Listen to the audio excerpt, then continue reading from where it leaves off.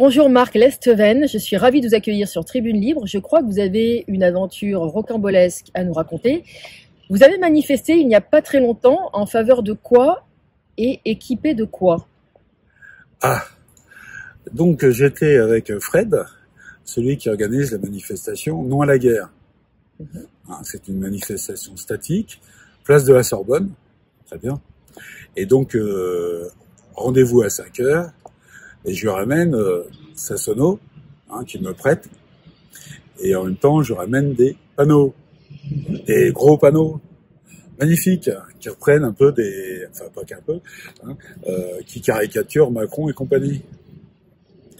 Donc j'arrive dans un grand sac, parce que ce sont des grands panneaux, et puis il y en a un de nous qui sort les panneaux. Mais celle qui est de la préfecture, qui représente la préfecture, elle m'accueille, on sympathise comme d'habitude. Et puis elle a un coup de fil apparemment de la préfecture qui de loin, c'est-à-dire qu'en fait il y a des caméras qui surveillent la place et qui sont capables de distinguer quand même assez nettement des détails. Alors je la vois qui commence à s'agiter. Elle me dit ce panneau-là, est-ce que vous pouvez l'enlever? Je dis volontiers. Oui, parce que ça gêne un peu. Ah bon, d'accord. Alors, je vais vous raconter quel est le panneau en question. Ça nous intéresse. Donc, c'est Macaron en Pinocchio. Emmanuel Macron. Monsieur le Président Emmanuel Macron. Oui, parce que quand on va savoir pourquoi j'ai été embarqué, voilà. Et donc, en Pinocchio, mais Pinocchio, c'est-à-dire un grand nez. Qu'est-ce que vous voulez dire par là? C'est un menteur, c'est un grand menteur. Donc c'était un magnifique nez, alors magnifique, avec un corbeau perché dessus, et c'était donc un visuel qui, je veux dire, contre le fait que Macron vende la retraite par répartition des Français à BlackRock et Vanguard. Parce que si on se renseigne bien, BlackRock et Vanguard, c'est du Ponzi, c'est-à-dire que pour la retraite des Américains, il faut piquer la retraite des Français. Et c'est bien pour ça, d'ailleurs, que notre cher président est magnifique, jeune et très beau, président, a reçu donc le patron de BlackRock à l'Élysée, il n'y a pas très longtemps. Donc on se veut bien que, en fait, l'histoire de la retraite, tout ça, c'est pour plus de pognon encore pour BlackRock et Vanguard et d'autres encore. Voilà, donc pour les vampires financiers, je vais sortir. Tiens, faudrait qu'on fasse une. Ouais, mais là, c'est peut-être au moins. Ouais, c'est eux pour. Si, les vampires financiers. Je crois que il y a déjà une idée qui était sortie. Et ce sont des caricatures. C'est de l'expression. Donc on a le droit à la caricature. C'est de la satire. Oui. Donc ce qui gênait, c'est qu'effectivement, il y avait donc au bout du costard un écusson. La REM. L-R-E-M. Et ça formait une... Et ça ressemblait de très loin, donc, à une croix, la svastika. La svastika, en fait, c'est devenu... indienne. Ouais, c'est ça. Détournée. Détournée par les nazis. Qui représentait au départ la paix. Ah oui, exact. Elle a été inversée. Ah ben, comme beaucoup de choses, mais ça, on en parlera lors d'une autre émission, si tu veux bien. Bien, volontiers. Et donc, voilà, donc, du coup, elle me demande d'autres panneaux, ça panique à mort, et puis là, elle voit un autre panneau où t'as Mélenchon et notre cher président, sans lui manquer de respect, surtout pas, en allusion à, on va dire, tu sais, là... comment dire, je sais plus, je connais pas le film, que je ne suis pas. Franc-maçonnique. Ah, la pyramide. Les francs-maçons. Ouais.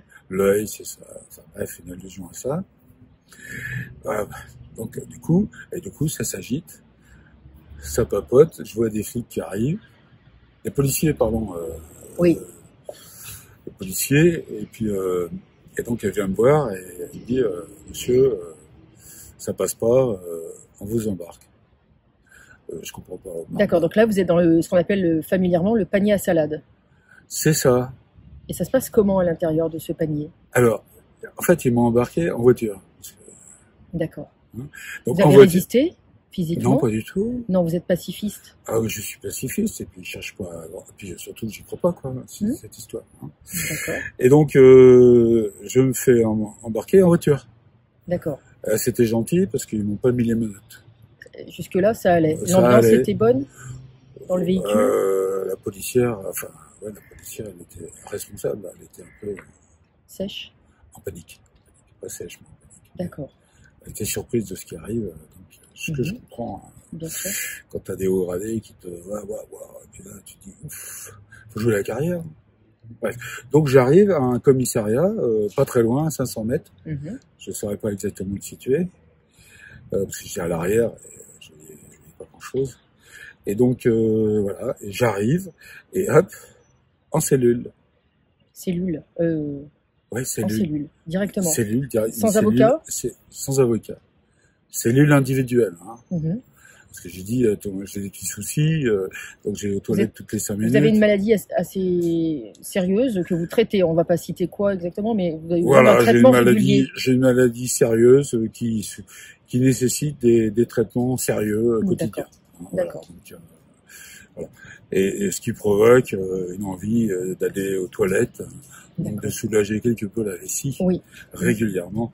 Donc gentiment, une des policières m'a alloué une cellule individuelle.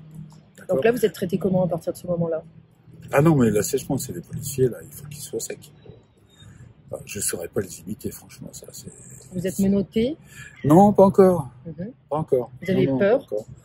Pas du tout. Pas du tout. Pas du tout. Ça m'a rappelé une histoire, moi j'en parlerai peut-être plus tard. D'accord. Hein, vous demandez un avocat à ce moment-là? Alors, il me demande si... alors, je suis convoqué par l'OPJ, officier de la police judiciaire, et donc, il me demande, il me donne mes droits. Donc, assez tardivement par rapport à ma mise en bière, faut pas exagérer, de ma mise en cellule. Hein. Et puis il me dit, voilà, est-ce que vous voulez donner un coup de fil? Oui, à ma femme. Est-ce que vous voulez un avocat? Ben oui, je pensais à... Je dirais pas de nom. Et puis, ou alors, commis d'office. Hein, un avocat commis d'office. Vous en avez eu un ou une? Une, c'est pour ça que j'ai dit commise. Commise. Et quelqu'un de bien, vous diriez? Ah, très très bien. Oui, ça c'est important. On a pas mal sympathisé parce qu'elle est métisse vietnamienne. Ah. Comme les enfants. Sur le plan familial, ça vous rappelle quelque chose? Voilà, on va dire ça comme ça. D'accord. Et donc, je donne le coup de fil à ma femme, même pas 3 minutes. Hein. Et il coupe la conversation. Ah oui, d'accord.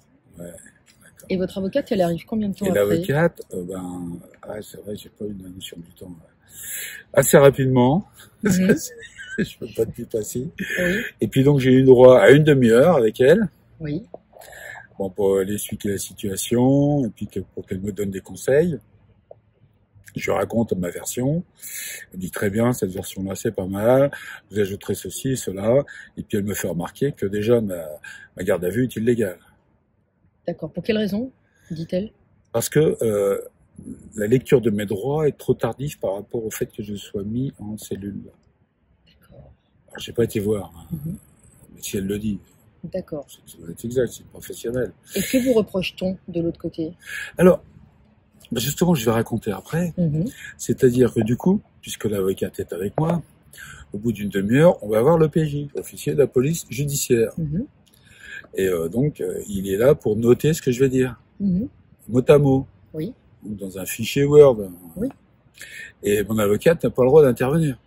Elle est juste là pour assister. Et donc, je raconte, je redonne ma version. Mais en fait, ah oui, j'ai oublié de dire le plus important, excuse-moi, c'est que quand on m'a signifié l'arrêt, enfin la mise en cellule, on a commencé à me faire un papier en me disant vous êtes là pour injure au président. D'accord, c'est ce qu'on vous reprochait au départ. Voilà, et puis donc un petit quart d'heure plus tard, modification, participation à une manifestation violente. Avec des dégâts matériels? Avec des dégâts matériels. Voilà. Et quand j'ai rencontré mon avocate, elle m'a dit ouais, mais ils ont mis ça pour, vous savez pourquoi? C'est pour justifier votre garde à vue. Parce que insulte au président, c'est pas suffisant pour vous mettre en garde à vue. D'accord. Waouh! Manipulation de la procureure. Hein. parce que c'est une femme. J'ai compris. Et donc féminin. Et voilà, donc ça c'était déjà une première manip par rapport au texte de loi et compagnie. Enfin, je veux dire, on voit bien que c'est des manipulations, tout ça. Bon, je reprends. Donc, avec vous donnez votre version à l'OPJ voilà. qui note c'est une audition. Par informatique, une audition. C'est une audition. D'accord. Voilà. Bon, il fait pas mal de fautes d'orthographe. Bon, je l'ai découvert, c'est gentil. Il dit oui, je sais, c'est pas grave. Bref, voilà. Et donc avec ça, hop, terminé. Et puis l'OPJ me dit, oh, ça va pas loin. Vous êtes libéré d'ici 1 heure maximum ou 1h30, 2 heures, quoi. Maximum. Vraiment, ça va pas loin. Bien. Je retourne en cellule. Se passe 2 heures. Vous êtes traité comment pendant ces heures qui suivent en cellule? En cellule, non. C'est les policiers. Ils ont une façon de parler aux gens qui est très sèche. D'accord. Hein? Bon, ce que je comprends un petit peu, parce que on va pas se mettre en sympathie ou en empathie avec quelqu'un qui met en tôle. Ah oui, j'ai bien dit en tôle. On n'est pas là, ils sont pas là pour sympathiser. Leur boulot, c'est leur boulot, quoi. Je comprends. On tient compte de votre condition physique, de vos besoins ah physiques. Oui, exact. Donc j'ai signifié dès que je suis arrivé, attendez, j'ai un souci. Hein. Moi, j'ai des traitements très importants. Oui. Et si vous me gardez, hein, c'est une condamnation à mort. J'appellerais ça un assassinat. Attention. Ok. Donc j'ai dû le répéter pas mal de fois. Je l'ai dit aussi également en audition. Donc, je l'avais dit aussi à l'avocat. Hein. Et donc j'avais un rendez-vous le lendemain matin pour mon traitement. Comme on m'a dit, c'est pas grave, ça va pas aller loin. Je me suis pas autrement inquiété. Et donc 2 heures après cette audition, hop, l'OPJ vient me voir et me dit voilà, donc la procureure veut connaître le contenu de vos portables. J'ai 2 portables. Et il faut que je donne les codes, et puis aussi les codes SIM. Oui. Je dis bah non, pas de raison. Ah, si vous le faites pas, attends, genre tu peux ne pas signer, mais si tu signes pas, tu vas avoir des ennuis. Donc je suis pas forcé, mais si je le fais pas, j'ai des ennuis. Je veux bien ça. Votre avocate a-t-elle été informée de ça, votre avocate? Non. Non. J'ai posé la question. Bien sûr. Mais moi, je voyais surtout le compteur tourner par rapport au rendez-vous médical. Priorité à la santé. Et donc, s'il n'y avait pas eu ces problèmes de santé, j'aurais joué peut-être un autre jeu. Peut-être. C'est facile à dire après. Donc, ok. Et puis, il trouve rien. Il trouve une image. Je dis, ah bah tiens, ça va faire l'affaire. Voilà. Et puis. Une image de manifestation? Ouais, pareil, un autre visuel de Macron. Une caricature? Pas une caricature, mais c'était pas terrible. Donc, il était content, il pouvait renvoyer quelque chose à la procureure, et puis il n'a rien trouvé d'autre. Il avait un os à ronger. Voilà. D'accord. Et ça s'est arrêté là? Vous êtes sorti? Non, pas du tout. Je suis retourné donc en cellule. Et puis, comme j'étais rentré en cellule vers 17h40 le lendemain, un peu avant, je tapote fortement sur les vitres, parce que sinon ils viennent pas. Parce que maintenant, c'est plus des barreaux, hein, c'est des vitres. D'accord. Blindés. Et donc, je dis, attendez, je dois sortir, là. Je vous dis au revoir.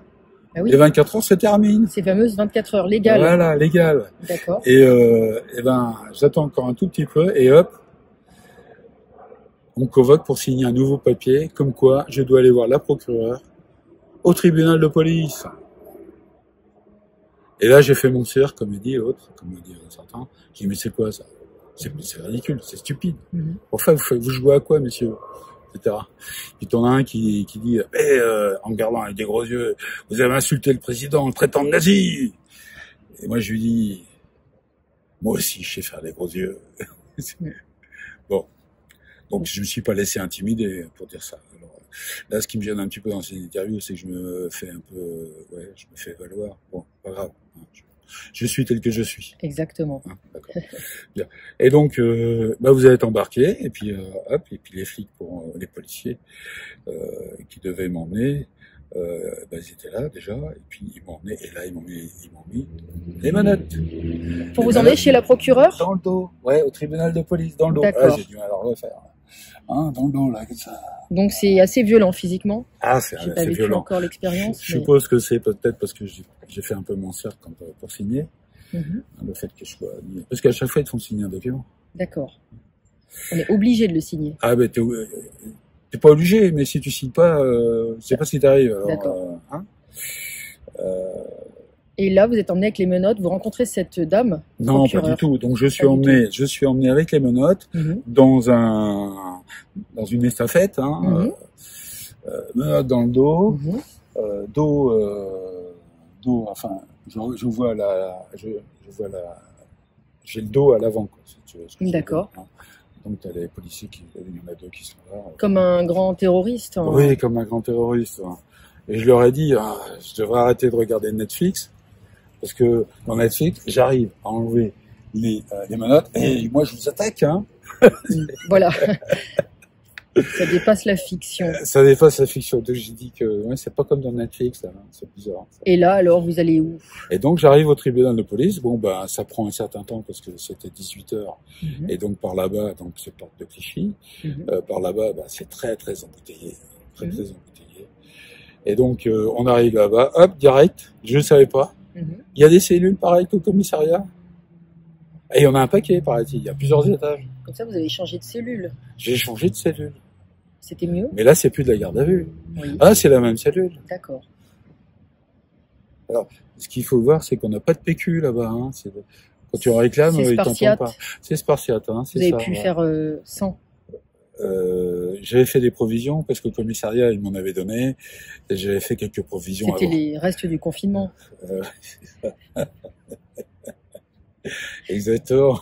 Je sais pas, ils ont peur que je s'étouffe avec le PQ, hein, je sais pas. Se suicide comme Jeffrey Epstein. Mais en fait, c'est vrai que dans les cellules, il y a plein de traces de sang. Les gens doivent se taper la tête contre les murs. Ah, ça c'est vrai, ce que vous dites? Ah ouais. C'est pas une blague. Et là, donc, vous êtes à nouveau en cellule. Mais je suis à nouveau en cellule. Est-ce que c'est un abus, légalement? Je saurais pas te dire encore. On est au-delà des 24 heures. Mais c'est plus de la garde à vue. D'accord. Je sais pas encore qualifier la chose. Vous avez besoin de savoir, de recul pour savoir ce qui s'est passé. Voilà. Alors on me demande s'il faut l'avocate commise un avocat. Écoutez, j'en ai déjà une commise d'office, donc vous pouvez la prévenir. Bien sûr. Elle n'a pas été prévenue. Ah bon? C'est un manquement? On va voir ça, je sais pas. D'accord. Et là, vous rencontrez qui? Donc j'attends, normalement je vais passer à 10h le lendemain matin. En fait, je passe à pratiquement 12h30. Ah, mais tout ça a été très long. Très très long. Et donc j'avais mon traitement le matin. Donc ce rendez-vous-là est annulé de fait. Voilà. Donc ça fait 2 séances de rayon que j'ai que j'ai manqué. D'accord. Et donc je suis libéré. Alors donc j'ai en face de moi une déléguée de la procureure. Elle me parle comme les flics. Je lui dis, écoutez, vous pouvez me parler autrement là? Bon, parce que moi, ça me dérange que vous me parlez comme ça. Moi aussi, je sais parler comme ça. Manque de respect, vous diriez. Ouais. Vous êtes présumé innocent à ce moment-là, en plus. Pas forcément, je sais pas, parce qu'on discute un peu. Je dis, mais en fait, la sanction, c'est déjà prêt. Il me dit oui, alors ne perdons pas de temps.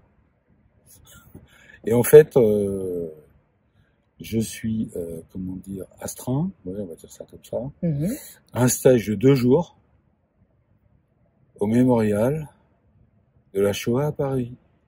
C'est sérieux? Mi-décembre. Oui, c'est sérieux. Oui. 8 décembre. Mi-décembre. Mi-décembre. Je donnerai pas les dates exactes. D'accord. Voilà. Alors j'ai répondu, mais j'aurais préféré un stage pour expliquer le génocide des Vendéens en 1793, génocide qui a quand même été décidé par décret, par l'Assemblée nationale de notre belle République.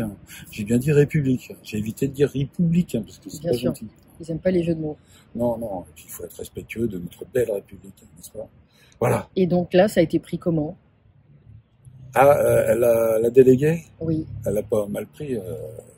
Elle était là pour me faire signer le truc, et puis c'est tout. Et si je refusais, je pouvais avoir autre chose. Donc, et moi, ça m'intéresse, ça. Ça m'intéresse. D'aller à ce stage. Ah oui, bien sûr. Il va falloir que je retienne certaines réflexions. Mais non, ça m'intéresse. Il y a toujours des choses à apprendre. Moi, j'ai des choses à apprendre. Vous avez tenté l'humour, mais vous sentiez que vous étiez en position de vulnérabilité et qu'il y avait de potentiels abus en face. Quand on ne connaît pas ses droits, finalement, Et enfin, moi je m'en fous. D'accord. C'est-à-dire, bon, on m'impressionne pas, on cherche pas à m'avoir comme ça, ça ne fait pas. Je reste tel que moi-même. Mais aujourd'hui, vous avez quand même envie de savoir ce qui vous est arrivé, ce qui était légal, ce qui ne l'était pas, ou... Je vais regarder ce qui se passe. D'accord. Je vais étudier ça. Alors, ce qui est extraordinaire, c'est que je pensais que mon avocate qui avait fait l'audition avec moi était repartie avec l'audition. Bah, pas du tout. Elle m'a dit, bah non, parce que c'est une enquête secrète. Vous êtes sérieux? Bah, écoute, c'est ce qu'elle m'a dit. Une enquête sérieuse. Secrète. Une enquête secrète. Ah oui, j'ai oublié de dire, quand j'étais au commissariat, ils m'ont pris tous les profils, hein, tac, tac, tac. Je dis, ah, c'est pour la reconnaissance faciale. Et puis, les empreintes de tous les doigts et des paumes. Et l'ADN. Vous avez eu un test? Non. Salivaire? Non, ils m'ont pris l'ADN. De quelle manière? Pour étudier l'ADN. Ah bon? De quelle façon? Ben, en mettant un écouvillon, pas un écouvillon. Ils m'ont pris la salive, quoi. C'est ça. Dans la bouche. Et ça, ils ont le droit de le faire aujourd'hui? Je sais pas. Donc ça aussi, vous allez enquêter pour savoir si ça rentre dans le cadre de la loi? Je vais regarder ça. D'accord, vous avez des conseils juridiques sur le dossier? Je vais étudier ça. Ce qu'il faut, c'est que j'aille chercher le dossier. Paraît-il que je peux quand même récupérer des éléments. Très bien. Parce que là, j'ai aucun élément. Très bien. Alors, je peux étudier quoi? J'ai aucun élément. Non, il n'y a aucune preuve de rien. Oui. Vous avez, ce que vous avez vécu, en tout cas. Il faut que je le retourne. récit. Il faut que je retourne. Vous retournez. Donc, vous nous tiendrez informés, parce que oui, nous voudrons connaître informé. La suite de cette parce affaire. Que, on est quand même, je croyais qu'on était en démocratie. En fait, on est en régime policier. État de droit, mais quel droit? Ah oui, de quel droit? Celui qui est écrit par les puissants. Ceux qui se croient nos maîtres. C'est une formule que j'aime bien. Alors, il y en a qui s'inquiètent, est-ce que ça m'a traumatisé ou pas? Non. Bah, pas du tout, bien au contraire, ça m'a ravigoré. D'ailleurs, j'ai pu faire ma manifestation le lendemain, le samedi. Et alors, j'ai oublié de dire plusieurs choses. La première belle surprise, c'est quand je suis sorti donc de l'hôtel du tribunal, ma femme était là en train de m'attendre. Bon. Est-ce que c'est pas joli ça? Ça, c'est magnifique. Je m'y attendais pas. C'est une fin heureuse. Je croyais qu'elle était démolie, qu'elle allait me frapper. Elle est forte. Parce que, mais là, oui. Nous la saluons. On la salue. Et autre chose pour conclure? Alors, autre chose pour conclure, c'est que en fait, ça m'a pas traumatisé du tout parce que j'avais déjà eu une épreuve un peu similaire. Parce que j'ai commencé par faire médecine, je parle beaucoup de moi, mais tant pis. J'ai commencé par faire médecine, c'est pour donner des explications. J'ai commencé par faire médecine, donc et puis ensuite, donc ce que je ingénieur, vous êtes. Voilà, des études d'ingénieur, donc j'ai fait subspé, et donc là il fallait que je fasse mon service. Je pouvais pas faire les OR parce que pour reprendre mes études, il aurait fallu que je reprenne fin octobre. Or il fallait que je reprenne mi-septembre. Donc j'ai renoncé à ça. Donc j'ai fait mon service à Laval. Et un jour, tu vois, ils nous font courir. Bon, pourquoi pas, il faut qu'on fasse un peu de sport. Et il y avait un lieutenant qui s'amusait à mettre des coups de pied dans le cul, des pieds aux fesses, pardon, au bidas. Ça lui a fait drôle quand je lui en ai mis un. Ça lui a fait drôle. Ah, mais vous êtes un insoumis. Je crains. J'ai fait 2 jours de trou. Moi, j'étais content. Vous avez déjà de l'entraînement. Voilà, c'est pour ça. C'est pour ça que ça m'a. Et jamais 203, comme on dit. Ah, tu veux dire que... vous voulez dire, madame la journaliste? On peut se tutoyer. On peut se tutoyer, Stéphanie. On vous réinvitera pour connaître la suite de cette affaire, savoir ce qui était légal et ce qui n'était pas légal. Exact. Pour apprendre des choses. Pour apprendre des choses, pour pas que ça se renouvelle pour d'autres. Hein. Voilà. C'est quand même un abus, c'est ce que j'appellerais un abus judiciaire à l'étude. À l'étude. À l'étude. Dans le respect de notre président. Absolument. Et de tout ce qui est judiciaire. Oui. Et je voudrais dire une dernière chose, c'est que je n'en veux pas à beaucoup de policiers de leur façon d'être, parce que c'est, mon avis, c'est pas évident. Il y avait une bonne ambiance dans le commissariat, d'ailleurs, je les ai félicités, parce que moi, en tant que chef de service, j'aurais bien aimé avoir une ambiance comme ça dans mes services. Bon, c'était pas le cas, j'ai pas su faire à l'époque, on va dire, mais eux, ils avaient une bonne ambiance. Mais il y en a qui ont fait du zèle quand même. D'accord, c'est bon à noter. Voilà. Il y a toujours des individus zélés dans un groupe. Et là, ça explique beaucoup de choses. Donc pour moi, c'est une excellente, extraordinaire expérience humaine. J'ai eu des expériences humaines très enrichissantes parce que quand j'étais étudiant en médecine, j'étais brancardier au centre anticancéreux à Caen. Ensuite, le mois suivant, Pendant les vacances suivantes, j'étais dans un service de soins intensifs. Et la fois suivante, avant d'aller à Paris pour faire mes études d'ingénieur, j'ai passé 3 mois en maternité, des gros bras. Ah, formidable. Et j'ai vu d'ailleurs à l'époque, c'était le tout début de l'avortement, comment des médecins se comportaient envers les jeunes filles qui voulaient se faire avorter. Là, c'était ignoble. C'était ignoble. Là, à l'époque, j'avais pas idée de me révolter. Ils étaient durs. Plus que ça, ils se moquaient. Ah, d'accord. Voilà, c'est ce que je voulais dire. C'était une expérience humaine. Donc nous pouvons remercier les acteurs de cette expérience. On va dire ça comme ça. On ira jusque-là. À bientôt, Marc Lesteven. Un grand merci. Merci Stéphanie. Merci Tribune Libre.